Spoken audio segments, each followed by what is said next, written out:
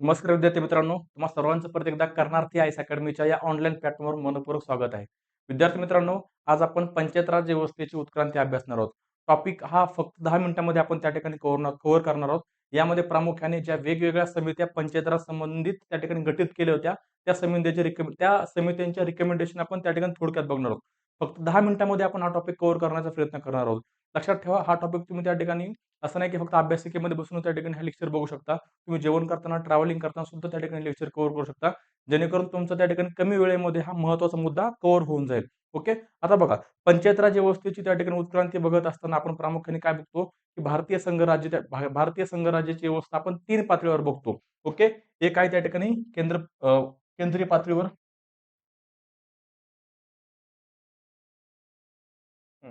एक आहे केंद्रीय पातळीवर किंवा आपण त्याला संघ राज्य पातळी म्हणतो. संघ राज्य शासन. एक 2 नंबरला आपण बघतो त्या ठिकाणी राज्य पातळीवर किंवा राज्य शासन बघतो. आणि 3 नंबरचा आपण काय बघतो, तर त्या ठिकाणी स्थानिक पातळीवर. बरोबर. स्थानिक पातळीवर त्या ठिकाणी आपण याचे 2 प्रकार बघतो. एक ग्रामीण स्थानिक स्वराज्य संस्था आणि दुसरं शहरी स्थानिक स्वराज्य संस्था. या संदर्भात त्या ठिकाणी आपण बघतो की ग्रामीण स्थानिक स्वराज्य संस्था आणि शहरी स्थानिक स्वराज्य संस्था यांना घटनात्मक दर्जा देण्यात आलेला आहे. या संदर्भाचं घटनादुरुस्ती 73वी घटनादुरुस्ती 1992 ही ग्रामीण स्थानिक स्वराज्य संस्था संदर्भात आहे आणि 74वी घटनादुरुस्ती 1992 ही शहरी स्थानिक स्वराज्य संदर्भात आपल्याला त्या ठिकाणी पाहायला मिळते. ओके. आता आपण त्या ठिकाणी उत्क्रांती बघणार आहोत की त्या ठिकाणी भारत स्वतंत्र झाल्याच्या नंतर स्थानिक स्वराज्य संस्थांना हा जो घटनात्मक दर्जा देण्यात आलेला आहे, या संदर्भात त्या ठिकाणी वेगवेगळ्या समित्या गठीत केल्या होत्या. त्या समित्यांनी त्या ठिकाणी काय रिकमेंडेशन दिलं होतं आणि त्या रिकमेंडेशनवर त्या ठिकाणी इम्प्लिमेंटेशन झालं की नाही. ओके. बघा, पंचायत राज व्यवस्थेची उत्क्रांती सगळ्यात पहिल्यांदा त्या ठिकाणी आपण बघतो गुलझारीलाल नंदा समिती. बरोबर. गुलझारीलाल नंदा समिती त्या ठिकाणी ही काँग्रेस पक्षाने त्या ठिकाणी स्थापन केली होती. कोणी? तर काँग्रेस पक्षाने. इथं तुम्हाला त्या ठिकाणी अडकवण्याचा प्रयत्न केला जाऊ शकतो. गुलझारीलाल नंदा समिती त्या ठिकाणी भारत सरकारने स्थापन केलेली आहे असं सुद्धा त्या ठिकाणी विचारलं जाऊ शकतं. ओके. आता या ठिकाणी अजून एक महत्वाचं आहे. यामध्ये गुलझारीलाल नंदा समितीमध्ये 3 मेंबर होते. एक स्वतः गुलझारीलाल नंदा हे स्वतः अध्यक्ष होते. त्यानंतर केशव मालवीय आणि बाबू जगजीवन राम. बरोबर. हे 3 मेंबर होते. मेंबरचं नाव लक्षात ठेवा. याच्या पलीकडे या समितीमध्ये काय आपल्याला बघण्याची गरज नाही. पुढे बघा, शिमला परिषद जी 1954 मध्ये भरली होती आणि त्या शिमला परिषदेच्या अध्यक्ष त्या ठिकाणी श्रीमती कौर ह्या होत्या. एवढंच लक्षात ठेवा. पुढे बघा, आता बलवंतराय मेहता समिती 1957 ही खूप महत्वाची समिती आहे, लक्षात ठेवा. बरोबर. या ठिकाणी युपीएससीला सुद्धा प्रश्न आला होता की कम्युनिटी डेव्हलपमेंट प्रोग्राम त्या ठिकाणी कोणत्या समितीच्या अंतर्गत त्याची पडताळणी झालेली आहे. आता समुदाय विकास कार्यक्रम आणि राष्ट्रीय विस्तार सेवा. समुदाय विकास कार्यक्रम 1952 ला त्या ठिकाणी सुरू झाला होता. राष्ट्रीय विस्तार सेवा हा 1953 ला सुरू झाला होता. या कार्यक्रमाची त्या ठिकाणी परीक्षण करण्यासाठी आणि यामध्ये इम्प्रुव्हमेंट करण्यासाठी त्या ठिकाणी बलवंतराय मेहता समिती त्या ठिकाणी गठीत केली गेलेली होती. ही समिती कधी गठीत केली? तर 1957 ला. ओके. आता या समितीने सगळ्यात महत्वाची रिकमेंडेशन काय केली? तर त्रिस्तरीय पंचायत व्यवस्था. लक्षात ठेवा. सगळ्यात महत्वाचं काय? तर त्रिस्तरीय पंचायत व्यवस्था ही त्या ठिकाणी रिकमेंडेशन केली की ही पंचायत व्यवस्था 3 पातळीवर असली पाहिजे. जी की आज आपण बघतोय आपल्या देशामध्ये त्या ठिकाणी ज्या पंचायती आहेत, बरोबर, पंचायती आणि नगरपालिका म्हणजे स्थानिक स्वराज्य संस्था या 3 पातळीवर आहेत. गाव गाव ग्राम गाव पातळीवर त्या ठिकाणी आपण गाव पातळीवर आपण ग्रामपंचायत बघतो.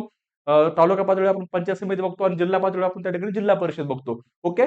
आणि नगरपालिका, नगर परिषद आणि महानगरपालिका. सो ही त्या ठिकाणी रिकमेंडेशन कोणी केली होती? तर बलवंतराय मेहता समितीने त्या ठिकाणी केलेली होती. 1958 ला त्या ठिकाणी बलवंतराय मेहता समितीच्या शिफारशी स्वीकारलेल्या आपल्याला पाहायला मिळतात. आणि त्यानंतर त्या ठिकाणी 1959 मध्ये सॉरी 1959 मध्ये सर्वप्रथम त्या ठिकाणी 2 ऑक्टोबर 1959 मध्ये राजस्थानच्या नागौर या जिल्ह्यामध्ये त्या ठिकाणी सर्वप्रथम लोकशाहीचे विकेंद्रीकरण करण्यात आले. म्हणजेच काय? तर ग्रामपंचायत त्या ठिकाणी पंडित जवाहरलाल नेहरू यांच्या अंतर्गत त्या ठिकाणी त्याचं उद्घाटन करण्यात आलं. त्यानंतर आंध्र प्रदेश या राज्यामध्ये आंध्र प्रदेश दुसरं राज्य आहे आणि महाराष्ट्र त्या ठिकाणी 9वं राज्य आहे. थोडंसं मी फास्ट घेतोय जेणेकरून त्या ठिकाणी कमी वेळेमध्ये तुमचा हा टॉपिक कव्हर झाला पाहिजे. ओके. सगळ्यात पहिलं आपण बघितलं की गुलझारीलाल नंदा समिती त्याचे 3 मेंबर होते. एक स्वतः गुलझारीलाल नंदा, दुसरं बाबू जगजीवन राम आणि केशव मालवीय. बरोबर. त्यानंतर आपण त्या ठिकाणी 1954 ची शिमला परिषद बघितली, ज्यामध्ये सुद्धा त्या ठिकाणी पंचायतीचं किंवा स्थानिक स्वराज्य संस्थांमध्ये त्या ठिकाणी सुधारणा कशी करता येईल या संदर्भात चर्चा झाली. त्याच्या अध्यक्ष स्वतः श्रीमती कौर ह्या होत्या, ज्या आरोग्य मंत्री होत्या. बरोबर. पुढे बघा, त्या ठिकाणी बलवंतराय मेहता समिती 1957 समुदाय विकास कार्यक्रम, त्याला आपण इंग्लिशमध्ये कम्युनिटी डेव्हलपमेंट प्रोग्राम असं म्हणतो, किंवा राष्ट्रीय विस्तार सेवा कम्युनिटी डेव्हलपमेंट प्रोग्राम 1952 आणि राष्ट्रीय विस्तार सेवा 1953 यामध्ये सुधारणा करण्यासाठी त्या ठिकाणी त्याचं परीक्षण करण्यासाठी बलवंतराय मेहता समिती स्थापित केली होती 1957ला. 1958ला या समितीने त्या ठिकाणी आपला अहवाल सादर केला आणि या समितीने सांगितलं की पंचायतीचं बळकटीकरण करणं खूप गरजेचं आहे. लोकशाहीचं विकेंद्रीकरण, म्हणजे लोकशाही तळागाळामध्ये जर पोहोचायचं असेल तर पंचायतीचं लोकशाहीचं केंद्रीकरण करणं खूप गरजेचं आपल्याला पाहायला मिळतं. त्यानंतर त्या ठिकाणी 1958ला यांच्या शिफारशी स्वीकारल्या गेल्या. राजस्थानमधील नागौर जिल्ह्यामध्ये 2 ऑक्टोबर 1959ला लोकशाहीच्या विकेंद्रीकरणाचं पहिलं प्रतीक त्या ठिकाणी आपल्याला पाहायला मिळतं. नंतर आंध्र प्रदेश आणि महाराष्ट्र हे 9वं राज्य त्या ठिकाणी आपल्याला पाहायला मिळतं. हे लक्षात ठेवा. पुढे बघा, पुढे आपण बघतो अशोक मेहता समिती 1977. लक्षात ठेवा, अशोक मेहता समितीने जी महत्वाची शिफारस केली ती होती की त्रिस्तरीय पंचायतीच्या ऐवजी द्विस्तरीय पंचायती असल्या पाहिजेत. बलवंतराय मेहता समिती जी 1957ला प्रस्थापित झाली होती त्यांनी त्रिस्तरीय सांगितली होती. अशोक मेहता 1977 तब्बल 20 वर्षानंतर त्या ठिकाणी आपण बघतो जी जनता पक्षाने स्थापन केली होती समिती ही काय सांगते, द्विस्तरीय पंचायती व्यवस्था असली पाहिजे. अजून त्या ठिकाणी शिफारस काय होती तर सोशल ऑडिट, सामाजिक लेखा परीक्षण. सामाजिक लेखा परीक्षण म्हणजे काय विद्यार्थी मित्रांनो, लक्षात ठेवा की जो काय त्या ठिकाणी खर्च पंचायतीच्या मार्फत केला जातोय त्या खर्चाचं त्या ठिकाणी लेखा परीक्षण, पडताळणी ही समाजाच्या मार्फत, ही नागरिकांच्या मार्फत झाली पाहिजे. त्याला आपण त्या ठिकाणी सोशल ऑडिट किंवा सामाजिक लेखा परीक्षण असं म्हणतो. त्याचबरोबर त्या ठिकाणी पंचायत राज मंत्री असावा असं सुद्धा त्या ठिकाणी या समितीनं रिकमेंड केलेलं होतं. परंतु जनता पक्ष सरकार ह्या समितीनं त्या ठिकाणी 1977ला ही समिती स्थापन झाली. 1978ला हिने त्या ठिकाणी अहवाल सादर केला, परंतु त्या ठिकाणी जनता सरकार कोसळल्यामुळे हा अहवाल त्या ठिकाणी पुढे इम्प्लिमेंट झाला नाही. या अहवालाची अंमलबजावणी झालेली आपल्याला पाहायला मिळत नाही. अजून एक गोष्ट लक्षात ठेवा, या ठिकाणी जरी या अहवालाची अंमलबजावणी झाली नसली तरी सुद्धा आंध्र प्रदेश, कर्नाटक आणि वेस्ट बंगाल, ओके मी शॉर्ट म्हटलं होतं बघा, आंध्र प्रदेश, कर्नाटक आणि वेस्ट बंगाल या 3 राज्यांनी त्या ठिकाणी अशोक मेहता समितीच्या शिफारशी स्वीकारण्याचा किंवा लागू करण्याचा प्रयत्न केला. परत मी रिपीट करतो, अशोक मेहता समिती 1977 लक्षात ठेवा काय सांगितलं तर त्रिस्तरीय ऐवजी द्विस्तरीय, त्यानंतर पंचायत राज मंत्री आणि सामाजिक लेखा परीक्षण. या 1978ला या समितीने त्या ठिकाणी अहवाल सादर केला. जोपर्यंत त्या ठिकाणी त्यानंतर काय झालं तर जनता पक्ष सरकार कोसळलं, त्यामुळे ह्या अहवालाची इम्प्लिमेंटेशन किंवा अंमलबजावणी झालेली नाही. तरी सुद्धा आंध्र प्रदेश, कर्नाटक आणि वेस्ट बंगाल या 3 राज्यांनी काय केलं तर हा अहवाल त्या ठिकाणी लागू करण्याचा प्रयत्न केला. पुढचं बघा, जी.व्ही. राव समिती 1985. ओके, ही समिती त्या ठिकाणी नियोजन आयोगाने स्थापन केली होती. लक्षात ठेवा, कोणी नियोजन आयोगानं 1986 त्या ठिकाणी अहवाल दिला. या अहवालामध्ये खूप महत्वाची गोष्ट ज्यावर प्रश्न विचारला जाऊ शकतो, यांनी त्या ठिकाणी ग्रामपंचायत जी आहे किंवा पंचायत समिती जी आहे, पंचायत समितीनं त्या ठिकाणी पंचायत समितीच्या मार्फत लोकशाहीचं त्या ठिकाणी बळकटीकरण व्हावं असं त्या ठिकाणी जे सरकारनं धोरण ठेवलं होतं ते धोरण त्या ठिकाणी पूर्णपणे फेल गेलेलं आहे असं या समितीने सांगितलं. आणि ह्यांनी पंचायतीला त्या ठिकाणी मुळाविना गवत अशी त्या ठिकाणी संज्ञा दिली. काय, मुळाविना गवत, ज्या गवताला त्या ठिकाणी काहीच अर्थ नाही राहत नाही, जेव्हा त्या गवताला त्या ठिकाणी जर मूळ नसेल तर त्या गवताला काहीच अर्थ उरत नाही, अशी संज्ञा ह्या समितीने दिली. लक्षात ठेवा, असा तुम्हाला प्रश्न विचारला जाऊ शकतो की मुळाविना गवत, पंचायतींना मुळाविना गवत त्या ठिकाणी अशी संज्ञा खालीलपैकी कोणत्या समितीने दिलेली आहे. मग त्या ठिकाणी तुम्हाला 4 समित्या त्यामध्ये असू शकतात. एक जी.व्ही. राव असेल, एल.एम. सिंघवी असेल, बलवंतराय मेहता आणि अशोक मेहता या 4 समित्या असतील. त्यामुळे तुम्हाला त्या ठिकाणी ही समिती माहिती असणं गरजेचं आहे. ओके, पुढे बघा, सगळ्यात महत्वाची समिती एल.एम. सिंघवी समिती 1986 स्थापन झाली. कोणी स्थापन केली होती, राजीव गांधी सरकारने. सगळ्यात महत्वाचं या समितीने काय सांगितलं तर पंचायतींना घटनात्मक दर्जा देण्यात यावा. या अगोदर काय होलं लक्षात ठेवा तर पंचायतींना घटनात्मक दर्जा नसल्यामुळे आणि स्थानिक स्वराज्य संस्था हा विषय राज्यसूचीमध्ये होता. राज्यसूचीमध्ये होता म्हणजे काय तर या विषयांवर त्या ठिकाणी कायदा करण्याचा अधिकार राज्य सरकारनं होता. मग राज्य सरकार काय करायचं, त्यांच्या मनमर्जीप्रमाणे काय करायचं तर निवडणुका घ्यायचं. म्हणजे निवडणुका त्या ठिकाणी पंचायतींच्या वेळेवर होत नव्हत्या. ही सगळ्यात मोठी समस्या पंचायतींची होती. लक्षात ठेवा, मी थोडी फास्ट घेतोय त्याच्यामागचं कारण म्हणजे काय तर तुम्हाला त्या ठिकाणी हा कमी वेळेमध्ये हा टॉपिक त्या ठिकाणी तुम्हाला समजला पाहिजे. त्या ठिकाणी तुम्हाला या समित्यांचं वर्ष माहित असलं पाहिजे. त्या ठिकाणी त्याची महत्वाची रिकमेंडेशन माहिती असली पाहिजे, त्याच्यावर प्रश्न विचारला जाऊ शकतो. ओके, घटनात्मक दर्जा पंचायतींना द्यावा अशी शिफारस त्या ठिकाणी एल.एम. सिंघवी समितीने केली, जी 1986 ला स्थापन झाली होती. त्यांनी ग्रामसभांना त्या ठिकाणी प्रत्यक्ष लोकशाहीचे मूर्त स्वरूप असं त्या ठिकाणी उपमा दिली. हे सुद्धा महत्वाचं आहे. जसं त्या ठिकाणी जी.व्ही. राव समिती काय म्हणते तर जी.व्ही. राव समितीने मुळाविना गवत अशी संज्ञा दिली, तो प्रश्न विचारला जाऊ शकतो. तसंच त्या ठिकाणी ग्रामपंचायतीनं प्रत्यक्ष लोकशाहीचे मूर्त स्वरूप असं कोणत्या समितीने रिकमेंडेशन केलं असा सुद्धा प्रश्न त्या ठिकाणी विचारला जाऊ शकतो. ओके, पुढे बघा आता जो घटनात्मक दर्जा द्यावा अशी शिफारस केली गेली होती कशाला तर पंचायतींना. त्यासाठी राजीव गांधी सरकारने त्या ठिकाणी प्रयत्न केले.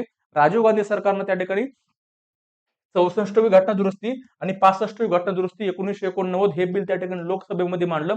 लोकसभेमध्ये हे बिल पारित झालं, परंतु हे बिल ज्यावेळेस राज्यसभेमध्ये गेलं, राज्यसभेमध्ये हे बिल त्या ठिकाणी पारित झालेलं नव्हतं. ओके, त्यानंतर बघा पुढे काय झालं, व्हीपी सरकारने सुद्धा त्या ठिकाणी व्हीपी सरकारने सुद्धा प्रयत्न केले. व्हीपी सरकारने सुद्धा त्या ठिकाणी हे बिल लोकसभेमध्ये मांडलं, परंतु लोकसभेमध्ये चर्चा सुरू असताना त्या ठिकाणी व्हीपी सरकार त्या ठिकाणी व्हीपी सिंग सरकार कोसळलं. ओके, पुढे त्या ठिकाणी नरसिंहराव सरकारचे प्रयत्न, या सरकारने त्या ठिकाणी राज्यांशी चर्चा करून राज्यांची त्या ठिकाणी बैठक बोलवली, राज्यांच्या मुख्यमंत्र्यांची बैठक बोलवली आणि ज्या त्या ठिकाणी वादविवादास्पद जे मुद्दे होते ते मुद्दे त्या ठिकाणी यामधून हटवले आणि 73वी घटना दुरुस्ती आणि 74वी घटना दुरुस्ती 1992 ला पंचायत राज संस्थांना त्या ठिकाणी घटनात्मक दर्जा देण्यात आला. ओके, आता मी थोडक्यात त्या ठिकाणी रिवाइज करतो बघा. सगळ्यात पहिल्यांदा गुलझारीलाल नंदा समिती, बरोबर, यामध्ये ही समिती कोणी स्थापन केली होती, काँग्रेसने स्थापन केली होती. यामध्ये 3 मेंबर होते, स्वतः गुलझारीलाल नंदा अध्यक्ष होते, बाबू जगजीवन राम आणि त्यानंतर केशव मालवीय. ओके, त्यानंतर आपण बघितले 1954 ला शिमला परिषद, श्रीमती कौर, बरोबर, आरोग्य मंत्री होत्या. पुढे आपण बघतोय बलवंतराव मेहता समिती 1957, जिने आपला अहवाल 1958 ला सादर केला. ही समिती कशासाठी स्थापन केली होती तर त्या ठिकाणी समुदाय विकास कार्यक्रम 1952 आणि राष्ट्रीय विस्तार सेवा 1953 याचं परीक्षण करायचं होतं आणि यामध्ये अजून इम्प्रुव्हमेंट करायचं होतं. बरोबर, यांनी सगळ्यात महत्त्वाची रिकमेंडेशन काय केली तर पंचायती या 3 स्तरावर असल्या पाहिजेत. बरोबर, हे कोणाचं होतं तर बलवंतराव मेहता समिती 1957 यांचा त्या ठिकाणी ह्यांच्या शिफारसी स्वीकारल्या गेल्या. पुढे तब्बल 20 वर्षानंतर म्हणजे 1977 ला अशोक मेहता समिती स्थापन केली गेली. ती समिती कोणी स्थापन केली गेली तर जनता पक्षाने, लक्षात ठेवा, जे केंद्रामध्ये त्या ठिकाणी काँग्रेसचं सरकार पहिल्यांदा कोसळलं होतं 1977 ला, जनता पक्ष सरकार आलं, त्यांनी त्या ठिकाणी अशोकराव मेहता यांच्या अध्यक्षतेखाली पंचायत राज संस्थांमध्ये सुधारणा व्हावी यासाठी समिती स्थापन केली. या समिती शिफारस काय होती महत्वाची तर त्या ठिकाणी त्रिस्तरीय पंचायत व्यवस्थेच्या ऐवजी द्विस्तरीय पंचायत व्यवस्था असावी ही त्या ठिकाणी त्यांनी शिफारस केलेली आपल्याला पाहायला मिळते. त्याचबरोबर त्यांनी काय केलं तर सामाजिक लेखा परीक्षेने शिफारस केली. त्याचबरोबर पंचायत राज मंत्री असावा अशी शिफारस केली. परंतु जनता पक्षात सरकार कोसळल्यामुळे यांच्या शिफारशींचं अंमलबजावणी झालेली आपल्याला पाहायला मिळत नाही. तरी सुद्धा आंध्र प्रदेश, कर्नाटक आणि वेस्ट बंगालनी अशोकराव मेहता समिती शिफारशी त्यांच्या राज्यामध्ये लागू करण्याचा प्रयत्न केला. पुढे जी.व्ही. केराव समिती 1986, यामध्ये सगळ्यात महत्वाचं काय त्यांनी त्या ठिकाणी पंचायतींना मुळाविना गवत अशी संज्ञा दिली. पुढे एल.एम. सिंघवी समिती 1986 ही राजीव गांधी सरकारनं स्थापन केली होती. त्यांनी काय सांगितलं तर पंचायतीनं त्या ठिकाणी घटनात्मक दर्जा देण्यात यावा असं सांगितलं. त्याचबरोबर त्यांनी ग्रामसभेला प्रत्यक्ष लोकशाहीचे मृत स्वरूप असं सांगितलं, लक्षात ठेवा, बरोबर ना. आता घटनात्मक दर्जा देण्यात यावा यासाठी राजीव गांधी सरकारने प्रयत्न केले. राजीव गांधी सरकारने 64 आणि 65 घटना दुरुस्ती 1989 आणली, ज्या अंतर्गत पंचायतींना घटनात्मक दर्जा देण्याची तरतूद करण्यात येणार होती. परंतु हे बिल लोकसभेमध्ये गेलं, लोकसभेमध्ये पारित झालं. हे राज्यसभेमध्ये गेल्यानंतर राज्यसभेमध्ये पारित झालेलं नव्हतं. बरोबर, त्यानंतर व्हीपी सिंग सरकारनं प्रयत्न केले 1990 मध्ये, लोकसभेमध्ये बिल गेलं, परंतु लोकसभेमध्ये त्या ठिकाणी असताना हे सरकार कोसळलं. त्यानंतर त्या ठिकाणी नरसिंहराव सरकारने त्या ठिकाणी 1992 ला 73वी घटना दुरुस्ती आणि 74वी घटना दुरुस्तीच्या अंतर्गत त्या ठिकाणी पंचायतींना घटनात्मक दर्जा देण्यात आलेला आपल्याला पाहायला मिळतो. सो शॉर्ट मध्ये आपण त्या ठिकाणी विद्यार्थी मित्रांनो हा टॉपिक कव्हर करण्याचा प्रयत्न केलेला आहे. Thank you so much for the lecture. Take care. Bye. Have a nice day.